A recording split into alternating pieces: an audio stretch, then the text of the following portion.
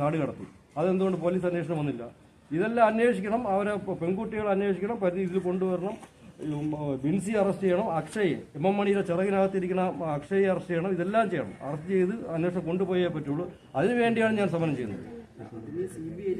അത് CBI അല്ല ചെയ്യേണ്ടത്. അത് CBI ഒരു പോലീസ് ആദ്യം കൊടുക്കണമല്ലോ. പോലീസിൽ എന്തുകൊണ്ട് പോലീസ് മാറി നിന്ന് പോലീസ് അന്വേഷണം മതിയാക്കിയില്ലല്ലോ. CBI അന്വേഷണം പറഞ്ഞു എന്ന ഉടനെ പോലീസ് അന്വേഷണം മതിയാക്കില്ല. പോലീസ് അന്വേഷണം മതിയാക്കുന്നത് എന്ന് പറഞ്ഞാൽ CBI വരും, ഇവർ മൊത്തം ഫയൽ അങ്ങോട്ട് കൊടുക്കും. ഫയൽ ഹാൻഡ് ഓവർ ചെയ്ത് മാത്രമേ പോലീസ് അന്വേഷണം മതിയാക്കൂ. അതാണ് നിയമം. അല്ല ഇവിടെ നിന്ന് ഒരു പേപ്പർ വിട്ടു എന്ന് പറഞ്ഞിട്ട് പോലീസ് അന്വേഷണം ഒരിക്കലും മതിയാക്കില്ല. അത് നിയമമല്ല. CBI അന്വേഷണം ഇവിടെ വരും, ഇവിടെ വന്നിട്ട് അവർ ഫുൾ പേപ്പർ ഹാൻഡ് ഓവർ ചെയ്യണം. ഇപ്പോൾ പോലീസ് അന്വേഷണം മതിയാക്കി. അതെന്തുകൊണ്ട് മതിയാക്കി? അല്ലെങ്കിൽ എവിടെ നിന്ന് അവർക്ക് നിർദ്ദേശം കിട്ടി? ആഭ്യന്തരമന്ത്രിയിൽ നിന്നാണോ അല്ലെങ്കിൽ മന്ത്രാലയത്തിൽ നിന്നാണോ അത് കിട്ടി? അതെനിക്ക് അറിയണം. അതിനു വേണ്ടിയാണ് സമരം ചെയ്യുന്നത്. അല്ല CBI അന്വേഷണം വൈകുന്നോ എന്നൊന്നും അതല്ല. CBI അന്വേഷണം എനിക്കറിയാം. CBI അന്വേഷണം വൈകുന്ന ചില പ്രൊസീജിയർ കാണുമായിരിക്കും. അത് വൈകിപ്പിച്ചത്, അത് അട്ടിമറിച്ചത്.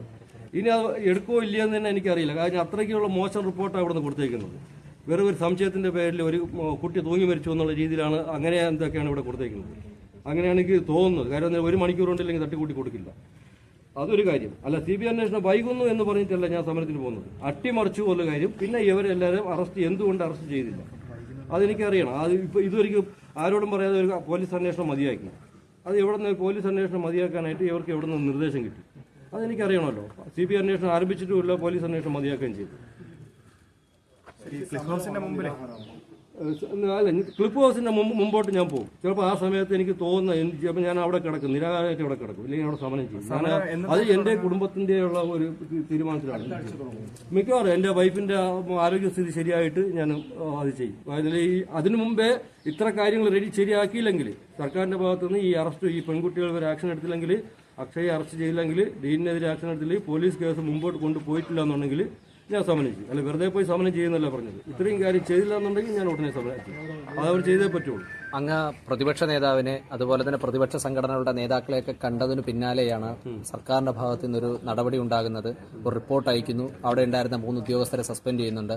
ഇതിൽ എന്തെങ്കിലും ഒരു രാഷ്ട്രീയ ഇടപെടൽ മാത്രം കണ്ടിട്ടാണോ സർക്കാർ ഈ തരത്തിലുള്ള നീക്കം നടത്തുന്നത്? ഇല്ല, എനിക്ക് അങ്ങനെ തോന്നുന്നില്ല. ഞാൻ പ്രതിപക്ഷ നേതാവിനെ കണ്ടതെന്ന് ഞാൻ രാഷ്ട്രീയ ഇടപെടാൻ വേണ്ടി മാത്രം, ആ ഒരു കാര്യത്തിന് വേണ്ടിയിട്ടല്ല ഞാൻ കണ്ടത്. അദ്ദേഹം ഒരു പ്രതിപക്ഷമെന്ന് പറഞ്ഞാണ് സർക്കാർ കൊള്ളയുമായി കാണിക്കുമ്പോൾ നേർവഴിക്ക് കൊണ്ടുവരാനാണ് പ്രതിപക്ഷം. അവരെന്തെങ്കിലും വേണ്ടാത്തരം കാണിക്കുമ്പോൾ അങ്ങനെയല്ല ഇങ്ങനെയെന്നൊക്കെ പറയാൻ വേണ്ടിയാണല്ലോ പ്രതിപക്ഷം. ഞാൻ ആ ഒരു രീതിയിലാണ് പ്രതിപക്ഷത്തിൻ്റെ അടുത്ത് പോയത്. അല്ല, പ്രതിപക്ഷ നേതാവ് രാഷ്ട്രീയപരമായിട്ട് എല്ലാം ഇത് അങ്ങനെ കണ്ടിട്ടുമില്ല. ഇതുവരെയ്ക്കും അദ്ദേഹം അങ്ങനെ ചോദിച്ചിട്ടുമില്ല. ഞാൻ അദ്ദേഹത്തിൻ്റെ അടുത്ത് മാത്രമല്ലല്ലോ പോയത്. ഞാൻ VM മുരളീധരൻ സാറിൻ്റെ അടുത്ത് പോയിട്ടുണ്ട്, രാജീവ് ചന്ദ്രസേനൻ്റെ അടുത്ത് പോയിട്ടുണ്ട്, Prakash Javadekar sir, governor sir, ഇവരെല്ലായിടത്തും ഞാൻ പോയിട്ടുണ്ടല്ലോ. ഇവരാരും ഒരു രാഷ്ട്രീയ മുതലെടുപ്പിനെ എൻ്റെ ഒരിക്കലും സംസാരിച്ചിട്ടില്ല. പോവാത്തെന്ന് പറഞ്ഞാൽ അവനെ കൊന്ന ഈ രാഷ്ട്രീയ പാർട്ടിയായിട്ടുള്ള ആ കമ്മ്യൂണിസ്റ്റ് പാർട്ടിയുടെ അടുത്ത് മാത്രമേ ഞാൻ പോകാറുള്ളൂ. പോയി കഴിഞ്ഞാൽ എന്നെയും കൊല്ലും. അതുകൊണ്ടാണ് ഞാൻ പോകാത്തത്.